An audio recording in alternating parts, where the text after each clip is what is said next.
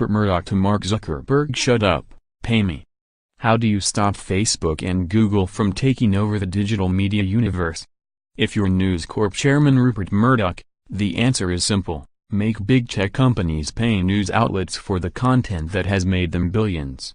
If Facebook wants to recognize trusted publishers, then it should pay those publishers a carriage fee similar to the model adopted by cable companies, Murdoch wrote in a statement Monday. The publishers are obviously enhancing the value and integrity of Facebook through their news and content, but are not being adequately rewarded for those services. Murdoch may be in traction, but he's evidently still in fighting spirit. Last month, the mogul made a major concession to Silicon Valley's rise when he announced that he would be selling 21st Century Fox's film and television assets to Disney, a $52.4 billion deal that was widely interpreted as an acknowledgement that his media empire couldn't compete with digital upstarts like Netflix and Amazon. With Facebook and Google suddenly looking politically vulnerable, however, he made the case on Monday that tech platforms should begin making payments to content creators, something that would have a minor impact on Facebook's profits but a major impact on the prospects for publishers and journalists. So-called carriage fees aren't a new idea. They're what cable and satellite providers currently pay local broadcast channels for rights to carry local transmissions on their networks, dating back to a 1992 agreement under the United States Cable Television Consumer Protection and Competition Act. Nor is this a new idea for Murdoch.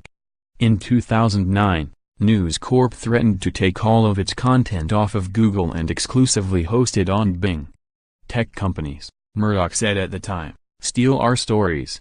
Murdoch is banging his drum now opportunistically. Facebook has taken significant heat in recent months for its role in the spread of misinformation, particularly during the 2016 election. Last week, in response to scrutiny from legislators and criticism from users, Facebook CEO Mark Zuckerberg announced that the site's news feed will prioritize posts from friends and family over stories from publishers.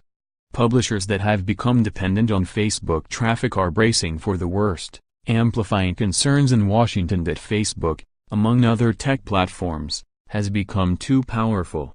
Just ask the once booming Upworthy about its abusive relationship with Facebook's algorithm. Media companies have frequently complained that they have little bargaining power over Silicon Valley, which controls a growing percentage of the news that Americans see.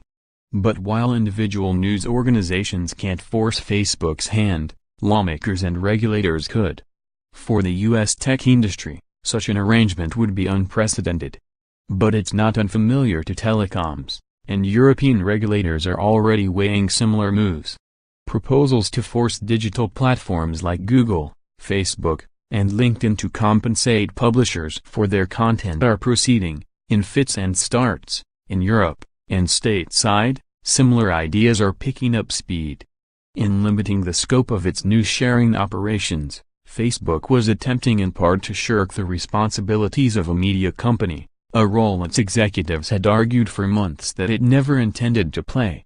But in choosing to exercise discretion in disseminating news, after all, the tech giant may have inadvertently relinquished some of its leverage. Follow to get the latest news and analysis about the players in your inbox.